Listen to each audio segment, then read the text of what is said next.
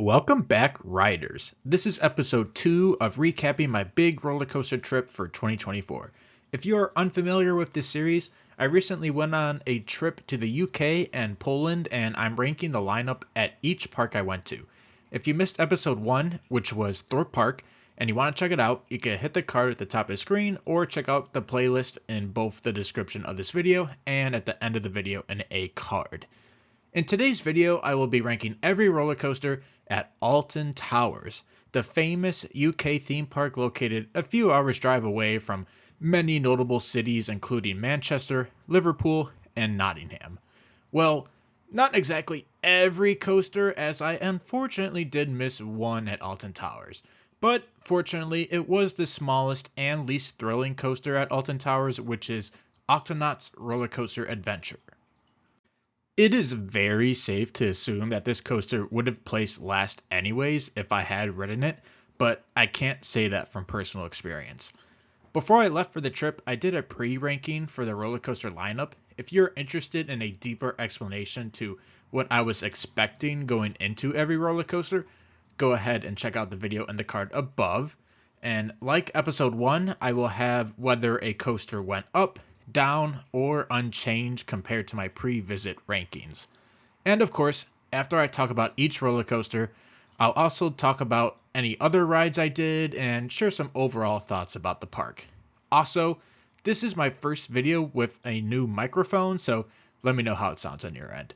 Without further ado, let's begin.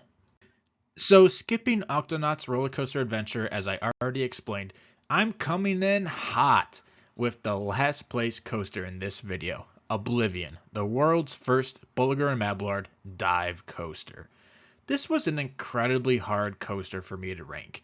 In a way, it did not fall short of my expectations. I knew going in that this coaster is literally the drop and that's it. So when I rode it, I wouldn't even say I was let down. Okay, so then how did it fall 3 spots? I think the biggest reason why I place Oblivion below the smaller and less thrilling coasters that rank 8th, 7th, and 6th is because those coasters are just so much more of a complete package. I'll obviously talk about those 3 coasters individually real soon, but for Oblivion, it's just way too short. It's one good part, and that's it. But like I said, I knew that going in. But Oblivion still has redeeming factors. While Oblivion is themed a bit less than just about everything else in the park, and the theme itself is a bit dated, I did still enjoy it. Of course, the drop is good. It's awesome diving into that hole. And I also liked how these trains provided a true stadium seating experience. It's unlike any of the other dive coasters. But I just sit here and I think to myself how I enjoyed my experience on every other coaster in the park more than Oblivion, so I gotta place it last. But I will say, if I did ride Octonauts, I would have most definitely placed Oblivion above it, so it's not like a true last place finish. Coming in 8th is Runaway Mine Train, a Mock Rides powered coaster. This was a classic example of where not knowing everything helped me appreciate the ride more. I've been on a few Mock Rides powered coasters. Some of them are cool, some of them are dull. Runaway Mine Train has to be my favorite that comes to mind. I had no idea that this one was so long and sprawling. It's awesome. It's not like a thrilling layout or anything, but it's so unique navigating the shockingly drastic terrain changes in unique ways, like going through a long tunnel alongside the park's River Rapids ride.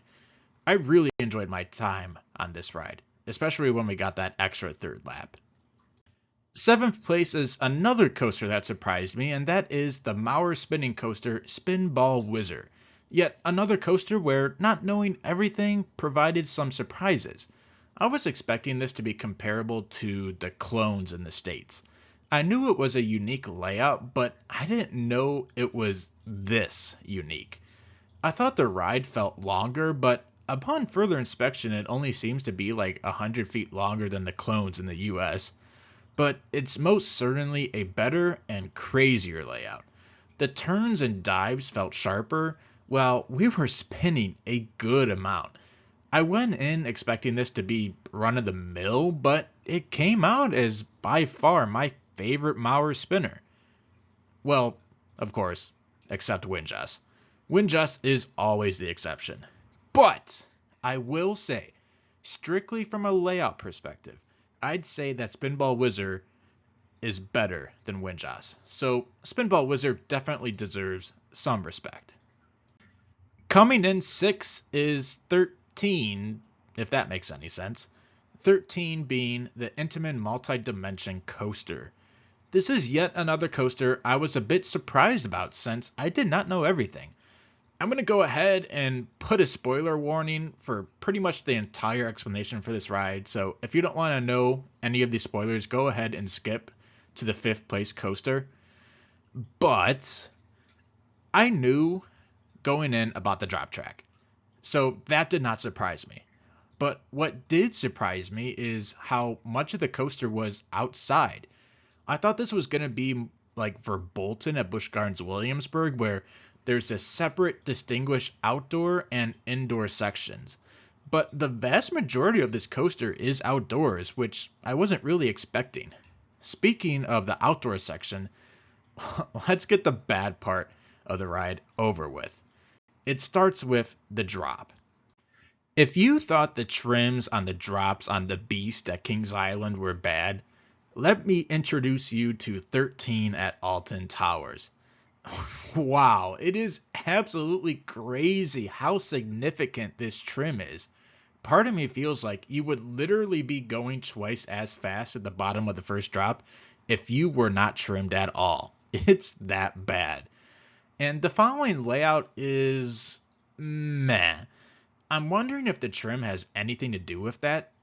It's cool that you're flying through the woods, but it's not done in the most thrilling way. There was a good moment of some weightlessness at one point, but then there were countless others where you would expect some airtime or weightlessness, and you just didn't get any. Eventually, you make your way inside and encounter the drop track. This one was good because it had a fake out. I was expecting it to be one big drop, but first it dropped like a foot, and then it followed with another drop all the way down, and that caught me off guard. I really liked it.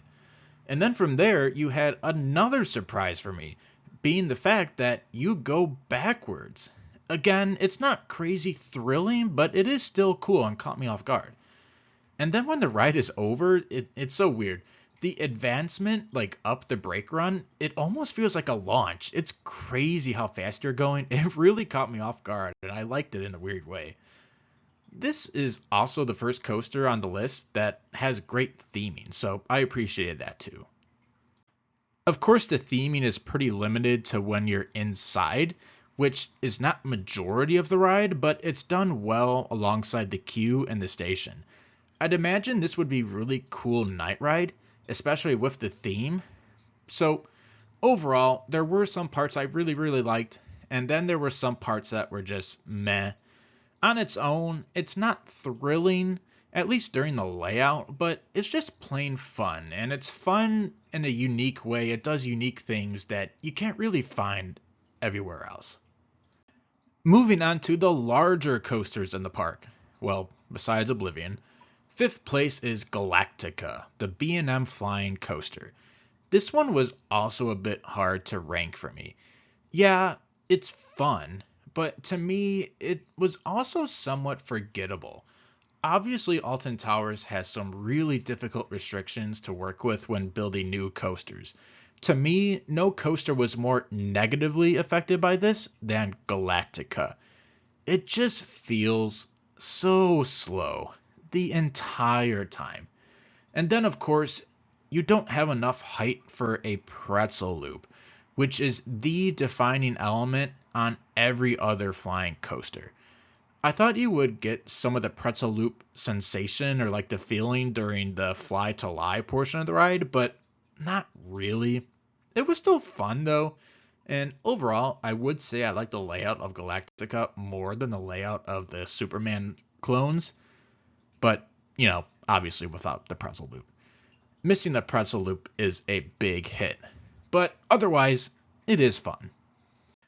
Coming in fourth is one of, if not the biggest letdown of the trip, the Great Coasters International Wooden Coaster, Wicker Man. And honestly, I'm probably at fault for that one. My expectations were too high. At least over here in the States, nearly everybody says Wicker Man is lackluster, that it's meh, it's nothing to shout at. And I knew that going in, but I still had higher expectations because I love GCI. More specifically, I'm a big fan, relatively speaking, of Invader at Busch Gardens Williamsburg, which is probably Wicker Man's best comparison. But this coaster is just not it. Now, don't get me wrong, it's not all bad. Obviously, it's still in the top half of the list, barely. The presentation and theme of Wicker Man is exceptional. The queue has you face to face with the ginormous Wicker Man effigy, as it's called. There is a great and dark Imascore soundtrack playing throughout the queue, and really anywhere in the area. The pre-show and overall theme of the ride is actually really, really dark, which is kind of cool. And the portions of the ride where you pass through the Wicker Man effigy with the fire and you get some little water droplets too, it's really cool. But the layout on its own is just not impressive at all. I honestly could not tell you what my favorite moment of the ride was, as nothing stood out above anything else during the ride. Like, I guess my favorite moments were passing through the Wicker Man effigy, but in terms of like feeling airtime or forces or sequencing, I could not tell you what the good and bad moments were. It just all blended together into a huge meh. This is probably going to be a bottom 3 GCI for me, which for the expectations I had, that is very upsetting. And it honestly could have been last if it were not for the theming. I wanted so much more, but it's just not there. On a brighter note, let's kick off the top 3, starting with the Intamin Accelerator Coaster, Rita. And this was a pleasant surprise. First off, this has to be the least themed major coaster in the park. There's not much here. But the coaster itself is actually pretty good. The launch is great, I really liked it. The turn that follows the launch piles on some sustained positives, and then it rises up into like an elevated S-bend that actually gives some good airtime. And then it rinses and repeats like 2 more times and heads into the brakes. There's not that much to talk about with Rita, since it's so short and there's basically no theming, but I really liked Rita for what it was. Runner-up goes to the Smiler, the Gerstlauer Infinity Coaster that holds the world record for most inversions on a roller coaster with a whopping 14. I did like this a bit more than I thought I was going to. I honestly think a big reason for that is honestly the theming. The theme is so messed up. It's so unique, and I was just eating it up the entire time I was there. I can't imagine what it was like before it was numbed down a little bit. Of course, you have the insanely addictive I'm Score soundtrack, and I was humming it all day, like the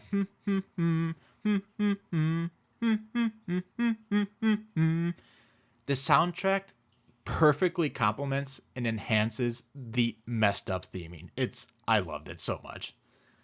As for the ride itself, obviously it blends together way too much since it's just upside down, upside down, upside down, over and over. I do know my favorite inversions were the slower ones, so that would be the first inversion and the last 2 inversions. But other than that, I don't really recall anything sticking out to me individually, but collectively, it was a good time. Going upside down repeatedly was not as demanding on the body as I thought it was going to be. I really wish I got more rides on this. I was a fan. And then coming in first is the only roller coaster I correctly predicted in my pre-visit rankings, the world famous B&M invert, Nemesis Reborn. And I'm going to be honest here, it's comfortably my favorite coaster in the park. I have no doubts there. but I did find it slightly overrated and overhyped. The layout is meh, but it is the complete package that really defines the experience. This is one of the most visually appealing roller coasters out there. I could watch this coaster cycle for hours and still be amazed. Watching it weave in and out of tunnels or the theming they set up was so mesmerizing, but not in the Smiler way. The eye thing they built outside of the station is absolutely breathtaking. It looks fantastic. And then, of course, there's another IMAscore soundtrack. This one was one of my favorites from the trip. The ride operators have an awesome costume to sell the theming. The station was so dark and sinister with its overload of red. So, if you can't tell, I'm a huge fan of the theme and the visuals of Nemesis Reborn. But what about the layout?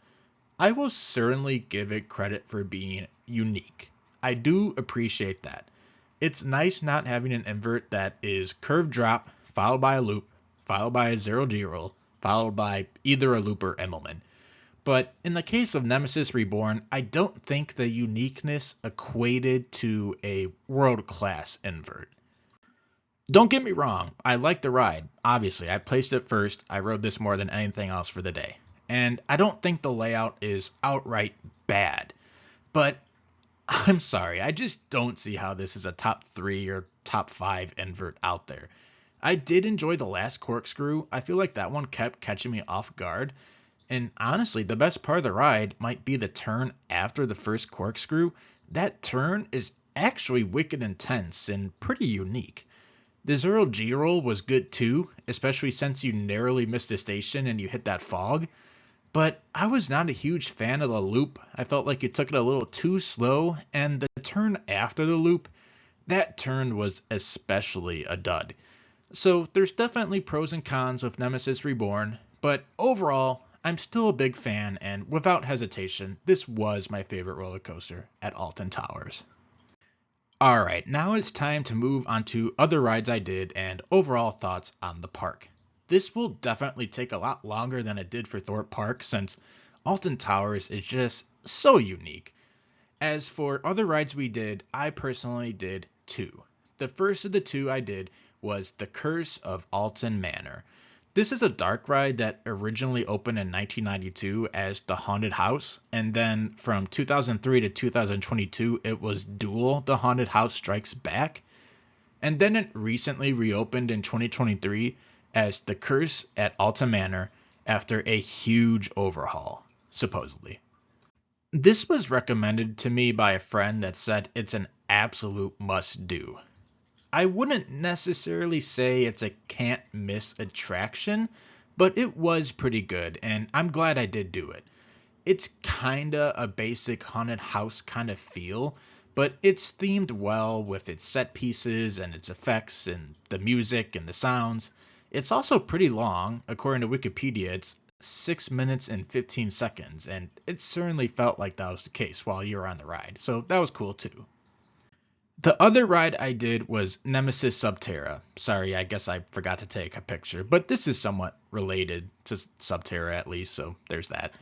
This was definitely a ride. Or is it? If you don't want any spoilers, go ahead and fast forward to where the screen changes pictures.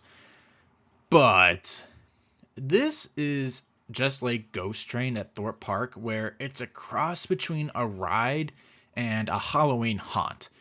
Going in, I heard that Nemesis Subterra was a drop tower, which didn't seem that far-fetched since Alton Towers has built plenty of holes into the ground to accommodate attractions.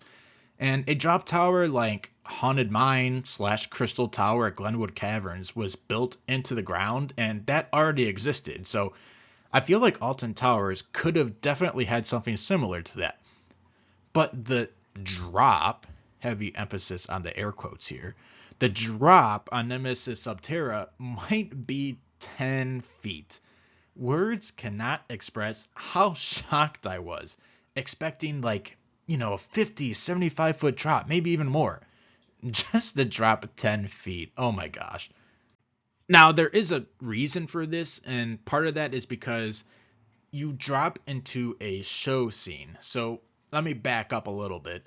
The whole experience is like a themed story. You have a pre show, and then you board the ride vehicle once everyone is verified, which, by the way, is insanely hard on this ride. Like, this is one of the most unaccommodating and overly complex rides to get people to fit on. The ride starts and you have a show scene kind of going on in front of you, and then eventually, somewhere in the story you drop the 10 feet into this second show scene, and then eventually you're lifted back up and you're let off the ride vehicle, in which you're ushered quickly off the ride into the Halloween hunt portion, which was very short and very sad, maybe like 10 seconds of walking through like a hallway.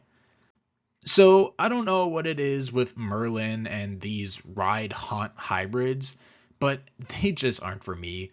At least Nemesis Subterra wasn't nearly as long as Ghost Train at Thorpe Park, so I feel like I was not as let down as I was with Ghost Train. But then again, I'm sure if I did not ride Ghost Train, I would have thought of Nemesis Subterra being a lot worse. So to each their own, I guess. All right, on to other aspects of the park, and we have to start with the fact that Alton Towers is unlike damn near every other amusement park theme park out there in terms of layout. Alton Towers first existed as an estate for the Earls of Shrewsbury, whoever they are, but they must have had a ton of money because they have these absolutely enormous and beautiful grounds and gardens. And then eventually an amusement park was built kind of like on the outskirts of these super pretty grounds. Plus, there are many, many restrictions placed upon the amusement park operation. The result is one of the craziest layouts anywhere. Essentially, the park is built in clusters of a couple rides, maybe two or three rides. You have two or three rides in the same area. And then if you want to ride anything else anywhere else in the park, you will have to walk 10 to 20 minutes through some beautiful landscaping. The walk from Nemesis and Galactica to the areas of Rita and 13 or Smiler and Oblivion is especially pretty. That's the picture shown on the screen now. Like, this is in the middle of Alton Towers. You're just teleported to like this nature walk. You're on a hike with no signs of human life anywhere, and it's absolutely beautiful. It's crazy. This makes the park insanely unique, and overall, I do like it, but it's not perfect. The fact that everything is so far apart from each other really limited our time for re-rides. By the time we had finished getting every credit, and we hardly waited in lines all day, mind you, we only had like 90 to 120 minutes left until the park closed. So we really had to prioritize re-rides since, everything's so far away from each other, and ultimately we had to make some sacrifices. Like, I would have liked a couple more rides on the Smiler that I had to pass on. We skipped Gangster Granny, and we didn't really take any time to like actually explore and appreciate the castles and the gardens themselves. Another reason we did not have a ton of time for re-rides was because we ate at the roller coaster restaurant. This is a really cool experience, and I wouldn't recommend it if you can fit it in. Coming from someone who has also done the Europa Park version, the building and interior of Alton Towers version is not as pleasing, like it's not as grand, and it's more indoors. You don't have like windows like you do at Europa Park. But I thought the menu was a lot better at Alton Tower, and my meal was a lot better than the meal I had at Europa Park. The last aspect I want to touch on is talking about the resort itself. We stayed in a cabin at the Woodland Lodges, and I would recommend it. Now, to be fair, I was not the one that did much planning for this whole vacation, but Uncle Nate was saying there's not really like hotel options near the park, and I believe him, as when we were driving through, Alton Towers is literally in the middle of nowhere. It's just cornfields everywhere. So the convenience of staying on resort was really nice in itself, but the complex of the Woodland Lodges was pretty nice. We enjoyed our cabin, and it included a breakfast buffet that was pretty good, and we had our own entrance to the park near Galactica and Nemesis that really helped out. Also included in our stay was a round of mini golf at their own course, which was honestly really cool as the holes are themed to different rides within the park. So, if you're a roller coaster enthusiast and you have time to do the mini golf, definitely do it. And with that, that's all I could think to share about with my time at Alton Towers. Overall, I really did enjoy my day here. It was not perfect, and I didn't get to do exactly everything I wanted to, but I walked away pretty fulfilled, and I'm not really kicking myself over anything about our day. Wicker Man was a big personal letdown, but I loved the park overall. Have you been to Alton Towers? What do you think of their coaster lineup, or anything else about the park? Feel free to let me know in the comments below. And thank you all for checking out the video. Push down, pull up, exit to the right. Hope you enjoyed the video, and go have your greatest day yet. Choo choo, bye!